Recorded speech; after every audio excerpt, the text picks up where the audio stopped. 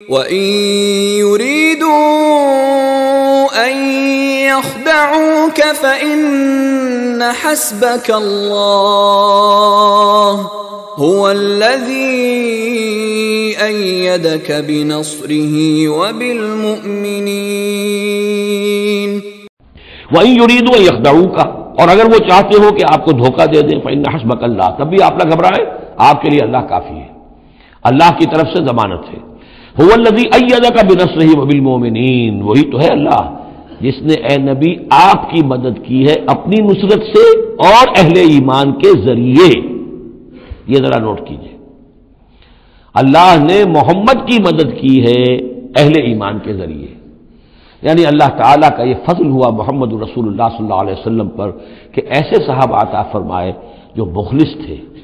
کہ جہاں آپ کا پسینہ گرا وہاں انہوں نے اپنی خون کی ندیاں بہا دی۔ حضرت موسیٰ کو ایسے ساتھی میسر نہیں آئے، کیا حال تھا جبکہ ان کو کہا گیا اللہ کی راہ میں جنگ کرو، اور ان کا فضل بنتا ربک فقاتل انا ہاؤنا قاعدون، جاؤ تم جاؤ، ہم بیٹھے ہیں یہاں۔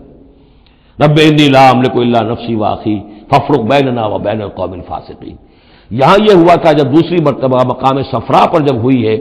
جو مشاورت، اور وہ بڑی یوں سمجھیے کہ کانٹے کی مشاورت تھی، وہاں بھی کچھ لوگ زور دے رہے تھے مسلسل کہ چلیے ہمیں چلنا چاہیے پہلے قافلے کی طرف، وہ تو آپ کو سیرت کی کتابوں میں پڑھنا ہوگا، لیکن یہ ہے کہ اس وقت حضور کا منشا یہ تھا، آپ بار بار کہ اچھا آپ اور لوگ مشورہ دیں، اور لوگ بھی مشورہ دیں۔ حضرت مقداد نے کھڑے ہو کر یہی بات کہی رضی اللہ تعالیٰ عنہ،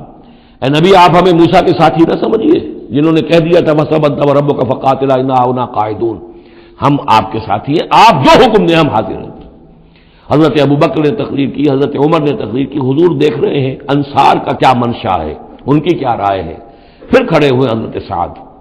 انہوں نے کہا ہے کانک تعنینا یا رسول اللہ، اے اللہ کے رسول شاید آپ کا روح سخن ہماری جانب ہے، شاید اس وجہ سے کہ ہمارا جو معاہدہ ہوا تھا بیعت عقبہ ثانیہ میں وہ یہ تھا کہ اگر مدینے پر حملہ ہوگا تو ہم آپ کی حفاظت کریں گے، شاید یہ گمان ہے آپ کا۔ فَإِنَّا آمَنَّا بِكَ وَصَدَّقْنَاكَ، ہم آپ پر ایمان لا چکے، ہم نے آپ کی تصدیق کی، ہم نے آپ کو اللہ کا رسول مانا، اب ہمارے پاس کوئی آپشن نہیں ہے۔ خدا کی قسم اگر آپ اپنا گھوڑا سمندر میں ڈال دیں گے ہم بھی آپ کے پیچھے اپنی سواریاں سمندر میں ڈال دیں گے،